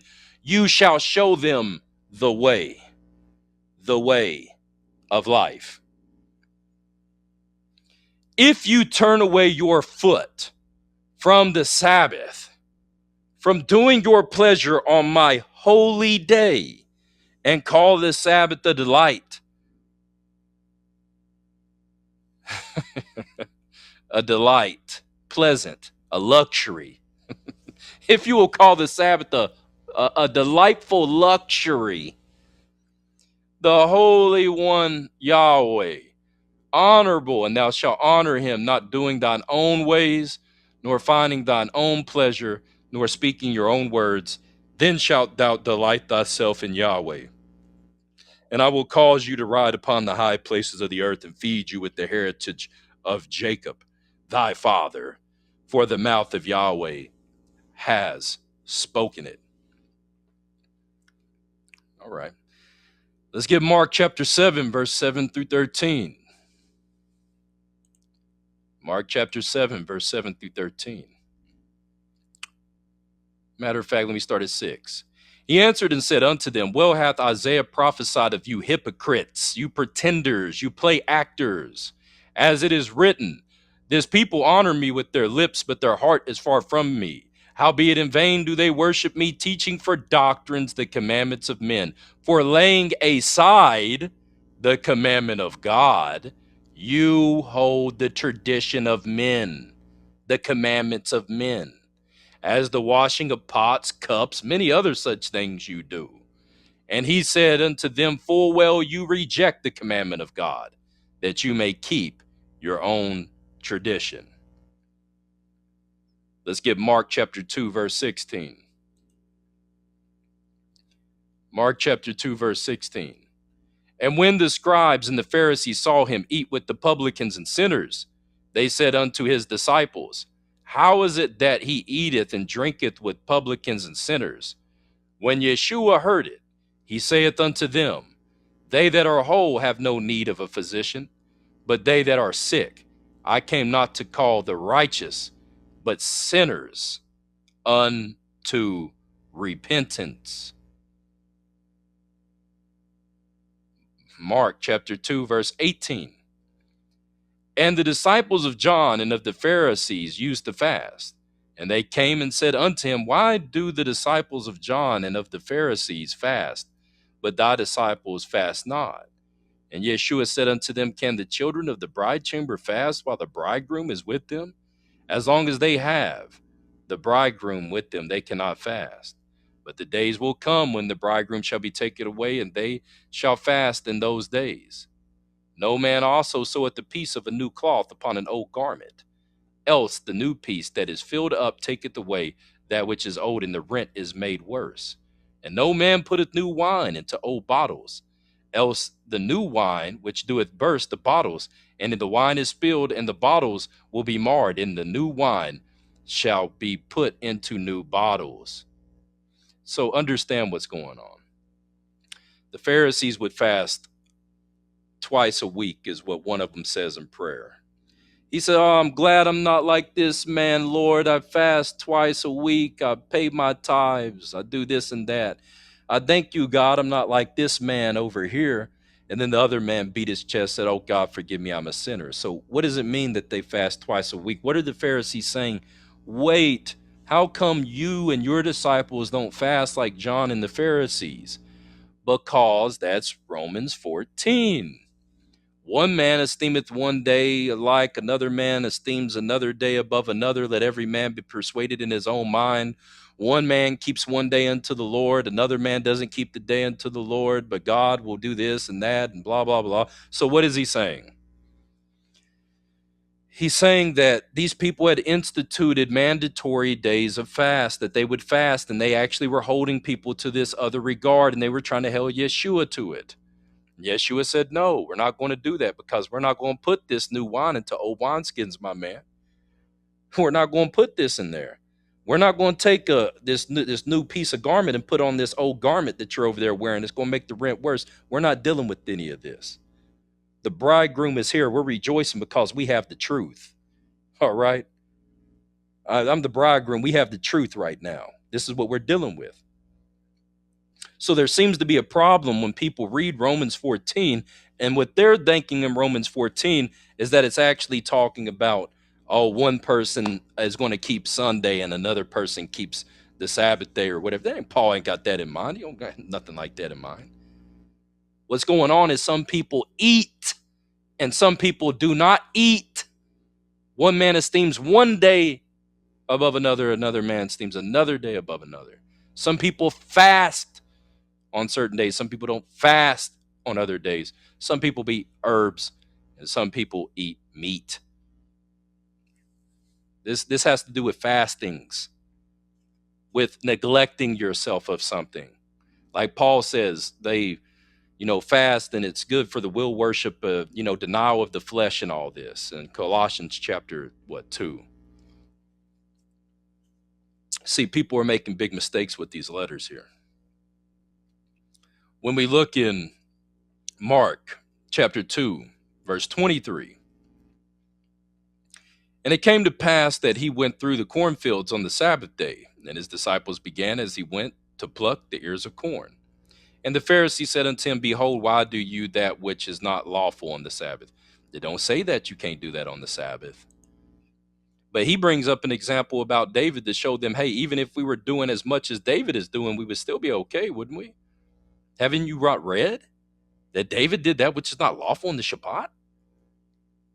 But in any case, we see in Deuteronomy chapter 23, verse 24 and 25, it says, when thou comest into thy neighbor's vineyard, then you may eat grapes, thy fill, at thine own pleasure, but thou shalt not put any in thy vessel. When thou comest into the standing corn of thy neighbor, then thou mayest pluck the ears with thy hand, but thou shalt not move a sickle upon thy neighbor's standing corn. Mark 2:23, and when it came to pass, as they went through the cornfields on the Sabbath, that the disciples began to pluck the ears of corn. Deuteronomy 23, verse 25. When thou comest into thy neighbor's corn of thy neighbor, then thou mayest pluck the ears with thine hand. Hey, man, we just got some problems here, it looks like, with these Pharisees. They're just not happy with anything. Let's go ahead and grab Galatians 1:14. Continuing forward with this two laws, this two torahs, this blessing, this curse, the law, which is the tradition of the elders, etc. Right? We got Galatians chapter 1, verse 14. I'm gonna have to do another lesson on the blessing and the curse, because this is another thing that happens in the New Testament that people are misunderstanding. I heard a term a while back for it. I agree. I like it. The two torahs, the two laws. You had a law that would be put in place if you were obedient. It's called the blessing. And you had a law put in place that if you're disobedient, it's called the curse. And so you often hear them talk about, oh, we've been delivered from the curse of the law. And when they mean we've been delivered from the curse of the law, it means that we have been made obedient and righteous, sanctified. We have been set apart from darkness. And so now we are walking in the law of life. We're walking in the way of life. You see? And which means that they're under the blessing, not under the curse. And so this is also a big theme throughout the epistles of Paul and other writings of the New Testament. But I'm not going to be able to get into that portion. There's no way. It'd be hours right now. But I will continue to deal with this tradition of the elders, which many people call the law of Moses, which is called the law in the New Testament, but it's not actually the law of Moses. It's a false interpretation of the law of Moses, the doctrines and commandments of men. As we see that Yeshua is keeping the law, but they keep accusing him of not keeping the law. So Galatians 1:14, it says, and profiteth in the Jews' religion. That's Judaism. Hey, what's going on, brother? You want to say something? Oh, no, I didn't know I came off mute. I apologize. Oh, you're all right, brother. And you can chime in if you want to, man. I'm just getting through this lesson. I'm kind of coming to the end now because I have, there's so much to go through in the letters of Paul. It's just like, good Lord. Galatians 1:14, and profiteth in the Jews' religion above many my equals in mine own nation, being more zealous of the traditions of my fathers. We should already know what the tradition of the fathers now is. Lies, vomit, wine, strong drink, spirit of delusion, evil wickedness, falsehood, deceit, commandments of men, traditions of men. So when Paul says, hey, I profited in the Jews' religion. You see, I excelled in the Jews' religion. See, when he says the Jews' religion, he's talking about Phariseeism. He's not talking about the law of Moses. He's not talking about the law or commandments of God. He's talking about Phariseeism. I profited in Judaism above many my equals. Who are his equals? Who are his peers? They're those of the Pharisees. Paul says very clearly, I was a Hebrew of the Hebrews, of the tribe of Benjamin, a Pharisee. Okay? A Pharisee. Well, who keeps denouncing the Pharisees? Yeshua. Who keeps denouncing their Judaism, the Jews' religion? Yeshua. That's why they call it the Jews' religion, because it's not God's faith. This is the trip. But anyway, in my own nation being more exceedingly zealous of the tradition of the elders. So let's read about this. We should know about it now, but it says zealous, literally a zealot, Acts 21:20. And when they heard it, they glorified the Lord and said unto him, thou seest, brother, how many thousands of Jews there are which believe and are zealous for the law, right? So I was a zealot. St. Paul, by birth and early education, was associated with the extreme party of the Pharisees. Do you see there how it says they're zealous for the law, but they don't really know the law? That's why Paul says they have a zeal of God, but they don't really know him, but not according to knowledge. For they going about to establish their own righteousness, they have basically made void the righteousness of God. So you got to be careful when you read this New Testament. It says, who were marked by their bigoted adherence to the traditional interpretations of the Old Testament as distinct from the written text.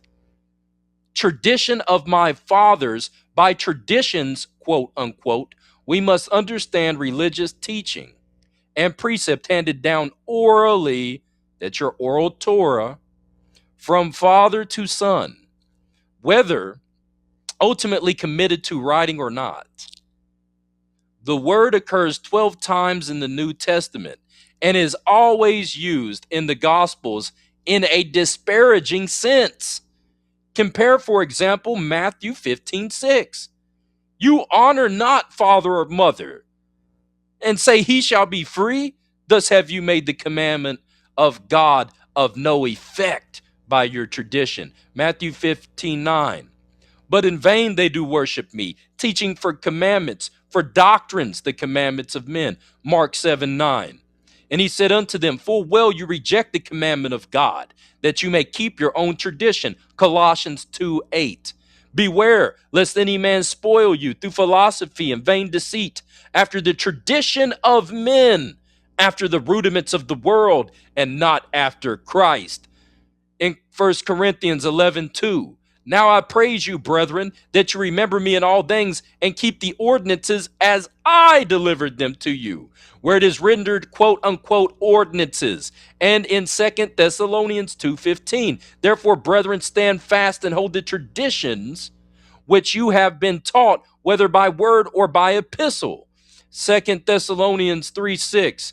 Now we command you, brethren, in the name of the Lord Jesus Christ, that you would draw yourselves from every brother that would walk at disorderly, and not after the tradition which you have received of us.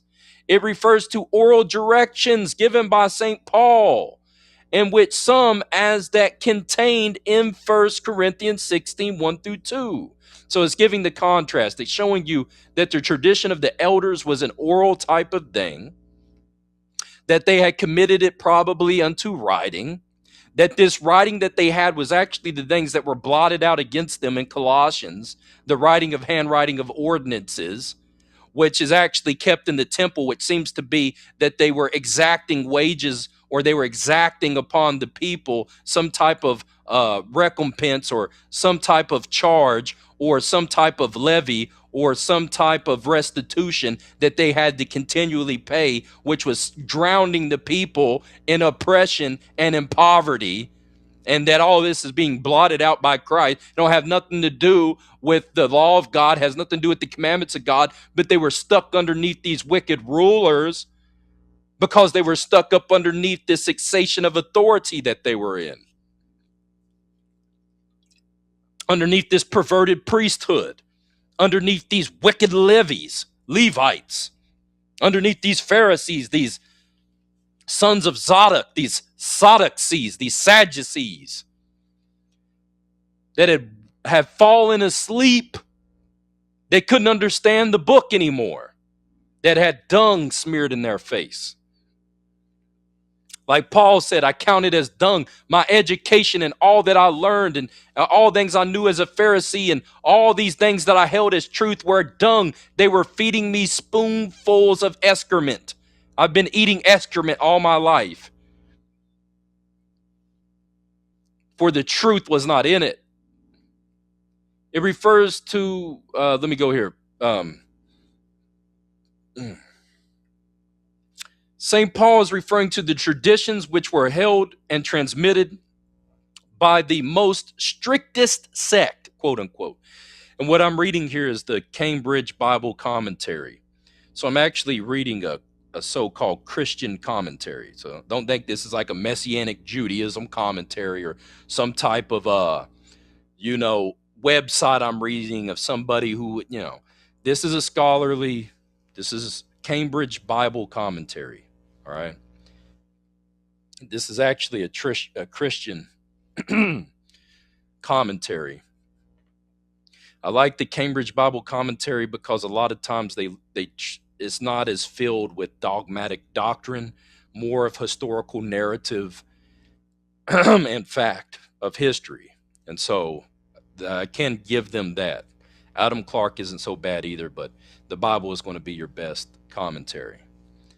But I read this, and I read this so that people see that this isn't something I'm just bringing to the light. This is something that's very clear here throughout the entire text. It's so clear that even these gentlemen are saying this, right? These scholars of the Cambridge Bible Commentary. It says, here St. Paul is referring to the traditions which were held and transmitted by, quote, the most strictest sect, end quote, of the Jewish religion, Acts 26:5, which knew me from the beginning, if they would testify that after the most straightest sect of our religion, I lived a Pharisee. See, our religion is the Jews' religion, is Judaism, it's Phariseeism. It is the most straightest sect. And what is the doctrine of the Pharisees? It's leaven. It's iniquity and hypocrisy. Why would Yeshua say that the leaven of the Pharisees is lawlessness, is iniquity? Because they were teaching for doctrines the commandments of men and not the law or commandments of God. So we can see how this stuff can start to become distorted very quickly when we read the word the law. And we've often been conditioned to such a form or fashion that when we see the law, we automatically think that it's talking about the 10 Commandments or that it's talking about the commandments of God or whatever else, right? It's not like that everywhere.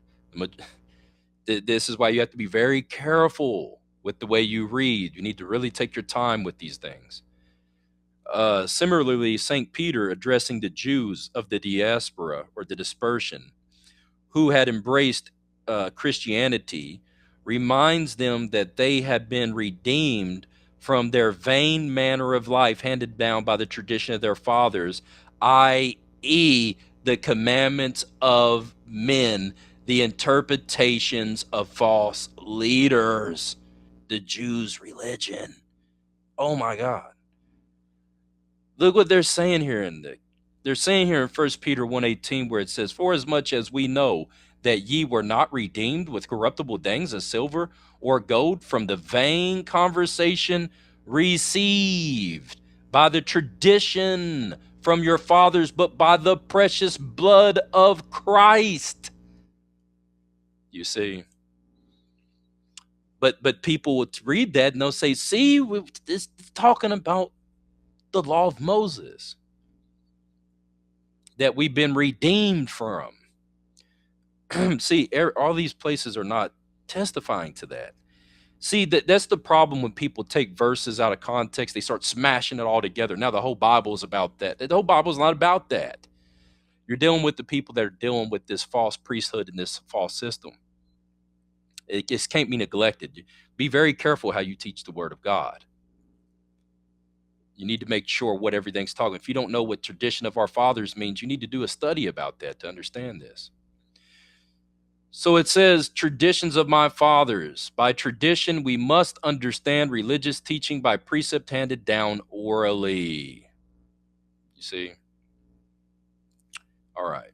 Galatians 1:14, and I profited in the Jews' religion above my equals, and my own nation being more exceedingly zealous of the traditions of my fathers. Now you should know what the tradition of his fathers is. Now this changes the whole paradigm going into Galatians chapter 1, verse 14. Paul was worried about these people getting circumcised and coming up underneath the sect of the Pharisees and being led back into this vain conversation of their fathers and of the oral Torah and of the commandments and doctrines of men that turn away from Christ, which is the Mashiach who is teaching the commandments of God. I mean, see, he's opening up with this. Let's go to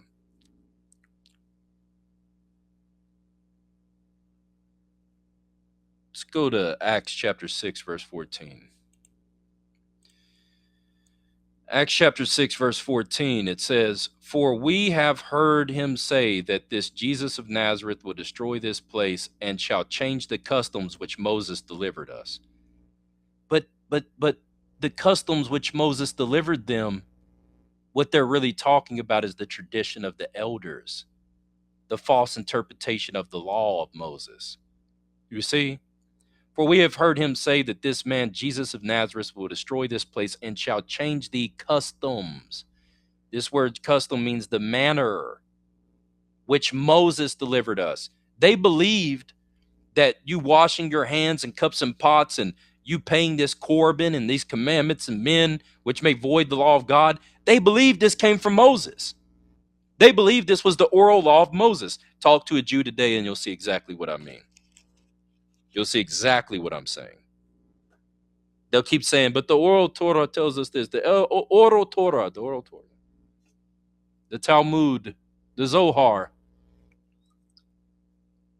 the Rambam. We know that the Rashi tells us this.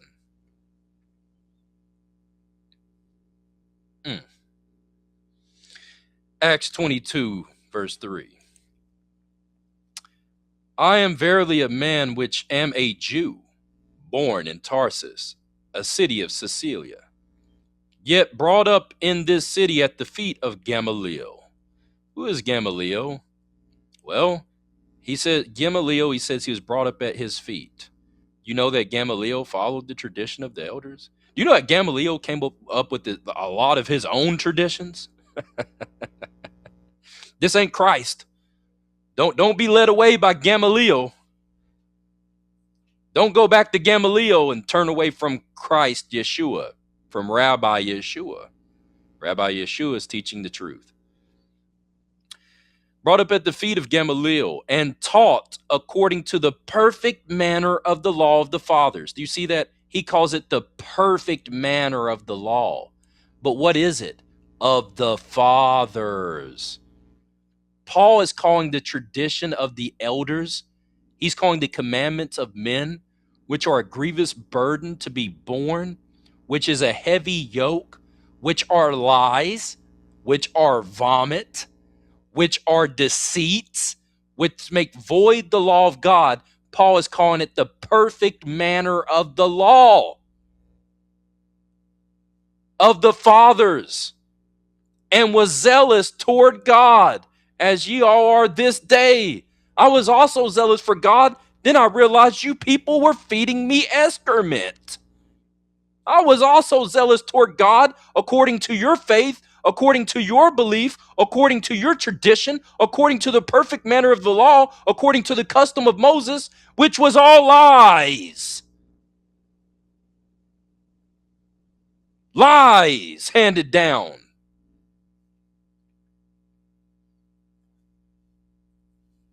See, we need to understand this. But Paul calls it the perfect manner of the law of the fathers, and was zealous toward God as you all are this day. And I persecuted this way unto death. What is this way he's talking about? He's talking about the way. He's talking about the true religion of the Jews, the true Judaism, which is the teachings of Christ. The teachings of Christ. He calls it the way, which they call a heresy. They call a cult.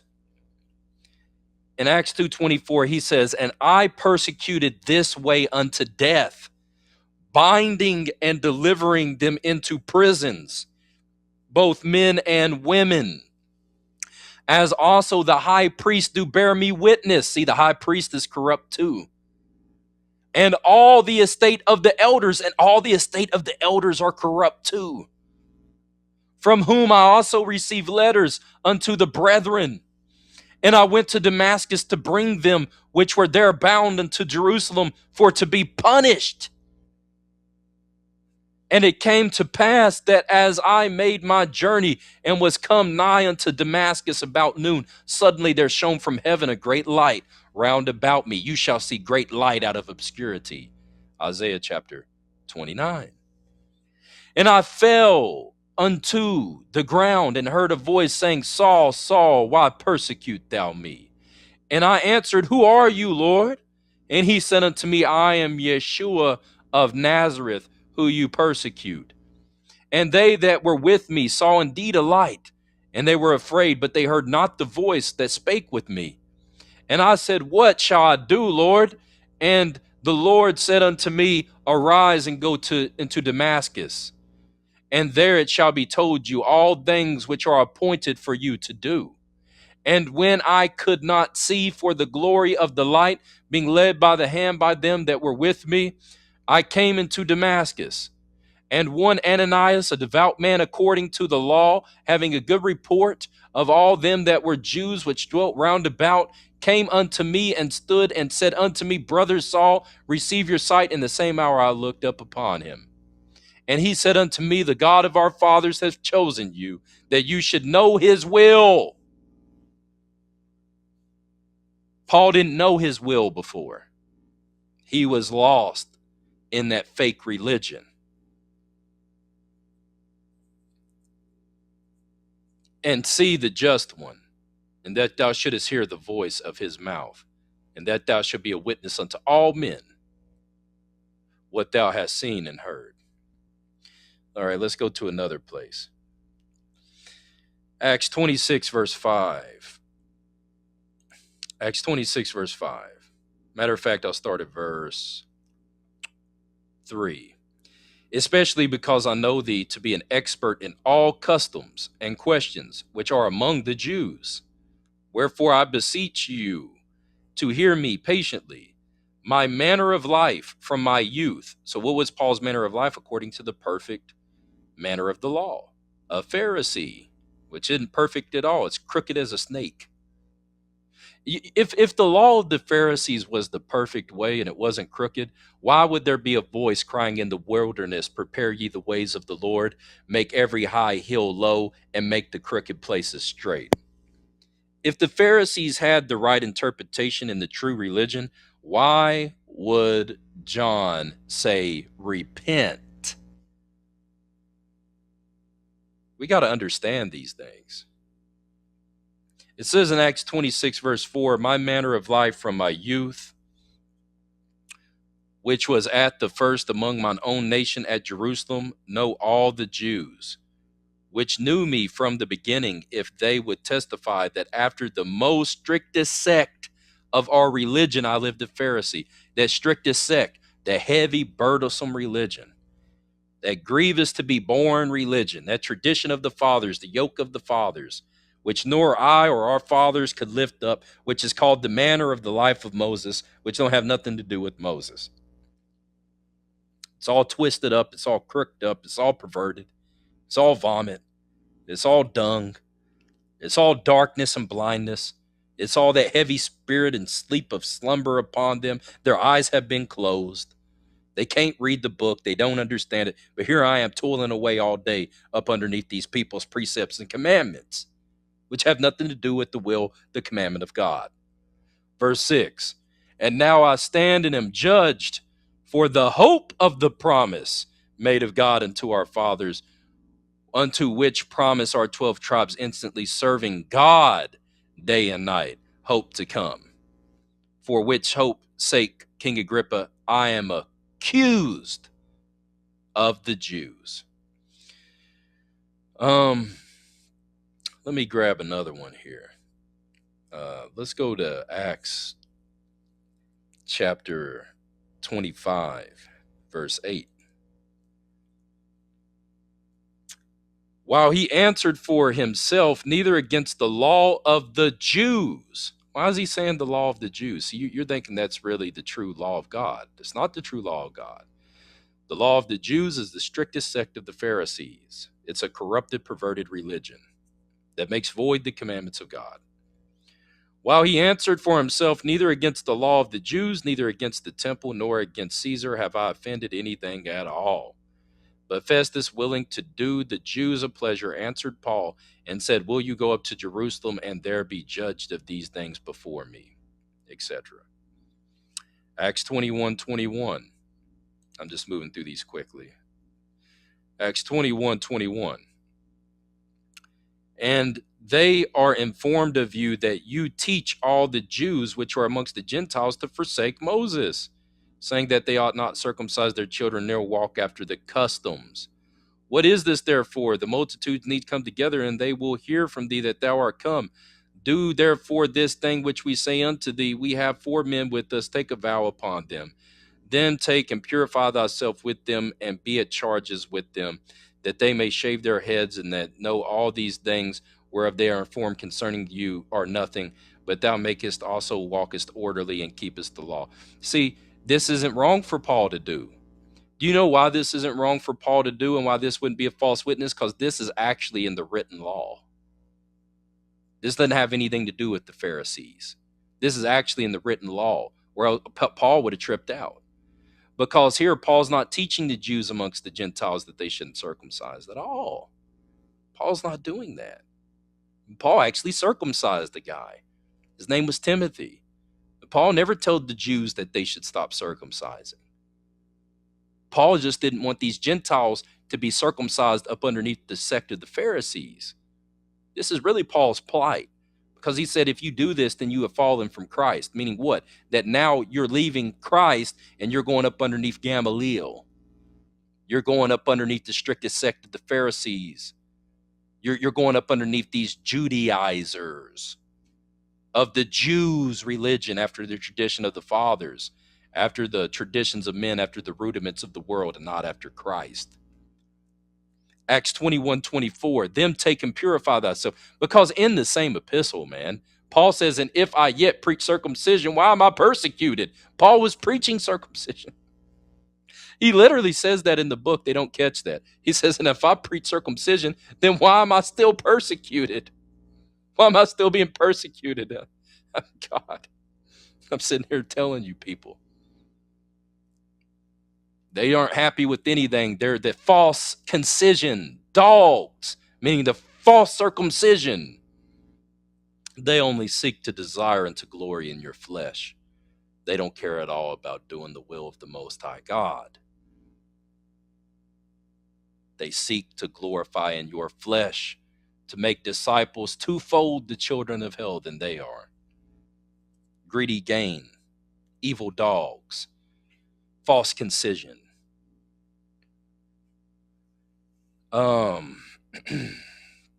Let's go to Acts 26:3.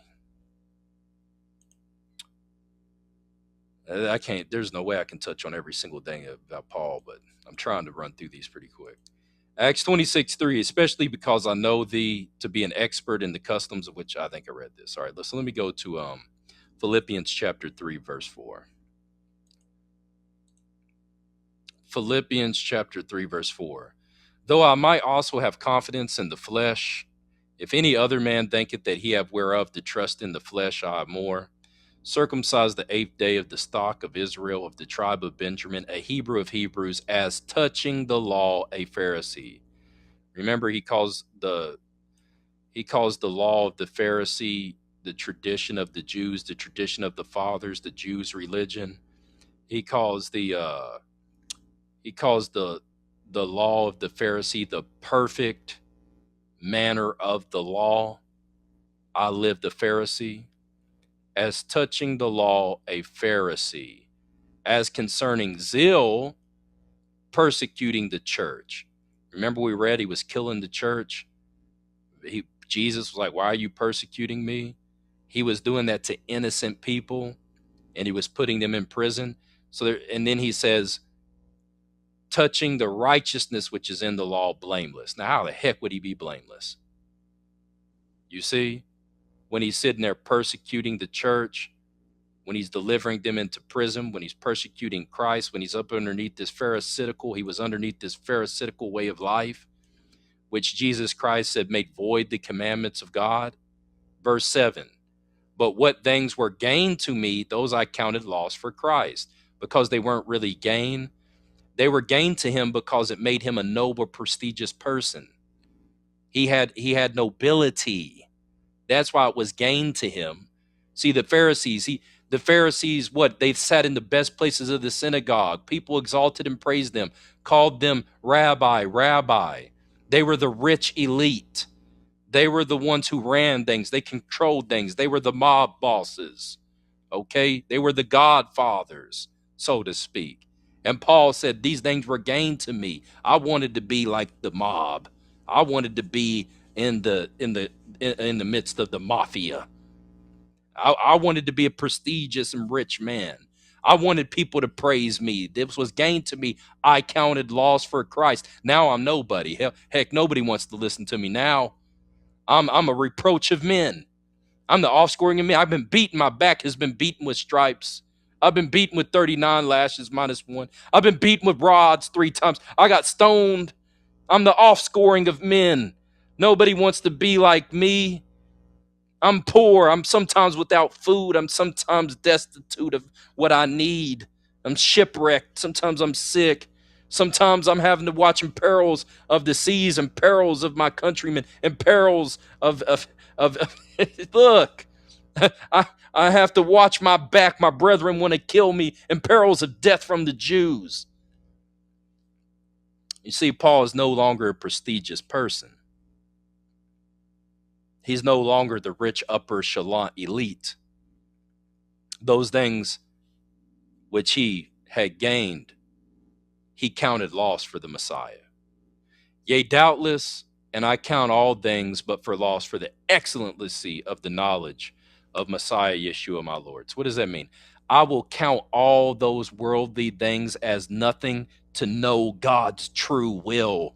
Because Paul wants to really serve God, and he can't really serve God and be living and walking and doing these things that these Pharisees are doing. And he's been taught. He counts them all as dung. For the true teachings, for whom I have suffered the loss of all things, and do count them but dung, that I may win Christ. See, he suffered the loss of all things for the truth, and be found in him, not having mine own righteousness, which is of the law, not having my own righteousness, which is after the tradition of the elders, which is after the rudiments and commandments of men, but that which is through the faith of Christ, which is what? The keeping of the commandments of God, the righteousness which is of God by faith, not in man, but in God, that I may know him and the power of his resurrection and the fellowship of his sufferings, being made conformable unto his death, if by any means I might obtain unto the resurrection of the dead. When he says that I might obtain the resurrection of the dead, he means the resurrection of the just, the righteous, because there'll be a resurrection of the just and the damned. So he says that I may obtain the resurrection of the dead. He means of the just, that he may be found just and righteous before God, not walking in his own ways, his own counsel, his own imagination, but in the commandments of God, faithfully enduring unto the end, suffering persecution for all things, and wavering, continuing steadfast in the faith. Philippians 3:12. Not as though I have already obtained, neither were already perfect, but I follow after, that I may apprehend that which I am also apprehended of the Mashiach Yeshua.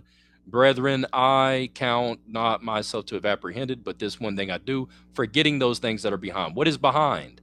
His education, those stupid traditions that were dung, that those regulations and ordinances, the Jewish traditional law, the transmission of those practices, and reaching forth unto those things which are before, I press toward the mark of the prize of the high calling of God in Mashiach Yeshua.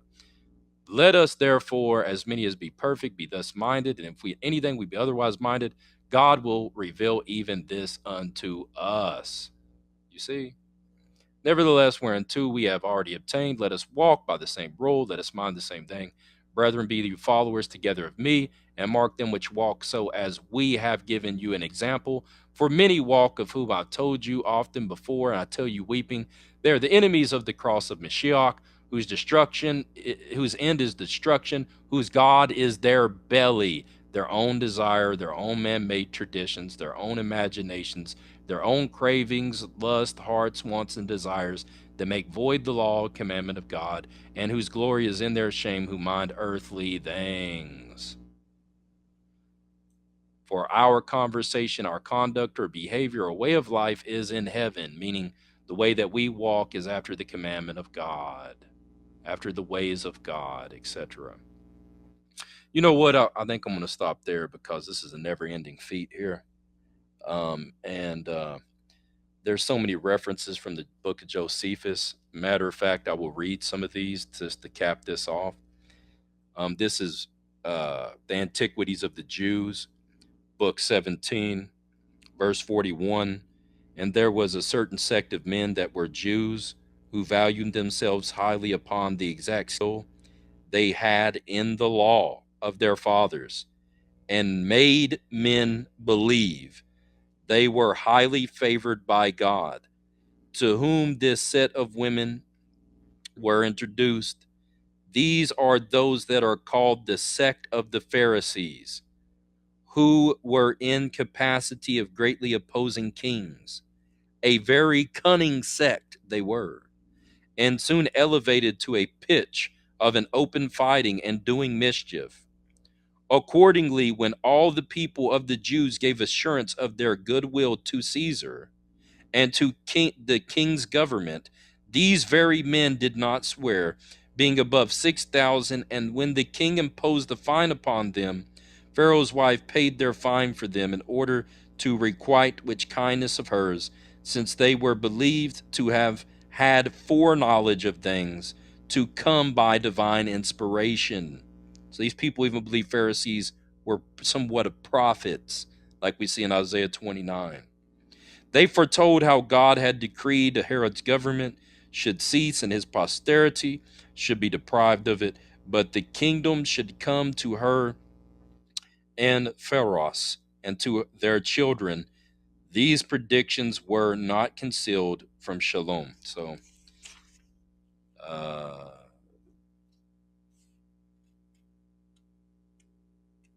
so, like it says here, it says that the Pharisees were a cunning sect that elevated to great prestigious level.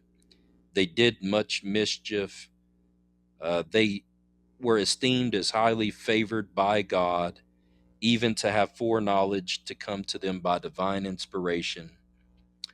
And they were seen as to be highly exact in the skill of the law of their fathers. This is book 18, chapter 1, article 3, verse 12 of the from the banishment of Heraclius to the departure of the Jews from Babylon. This is Josephus, the Antiquities of the Jews.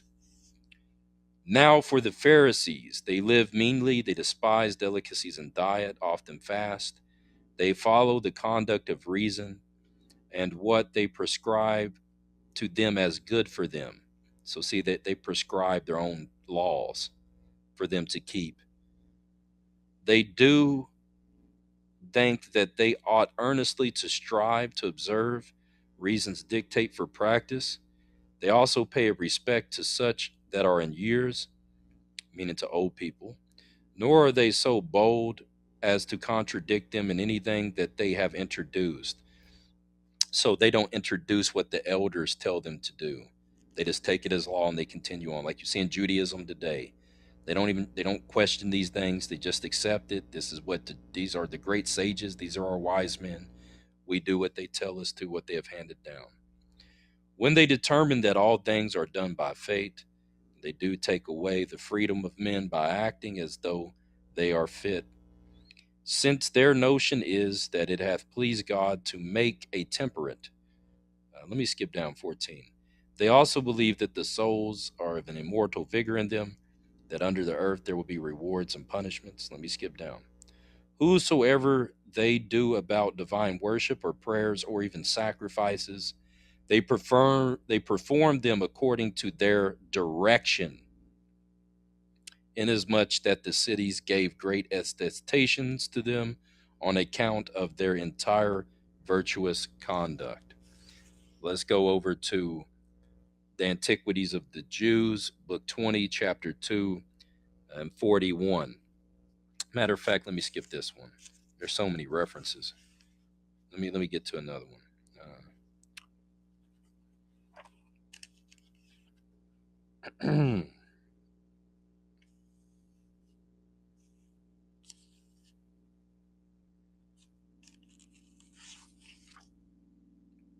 This is Antiquities of the Jews, book 13, chapter 10, starting at the fifth article, verse 288. However, this prosperous state of affairs moved the Jews to envy Hyrcanus, and they that were the worst disposed to him were the Pharisees, who are one of the sects of the Jews, as we have informed you already. They have so great a power over the multitude that when they say anything against the king or against the high priest, they are presently believed. All right. So this is how much power and influence these people had.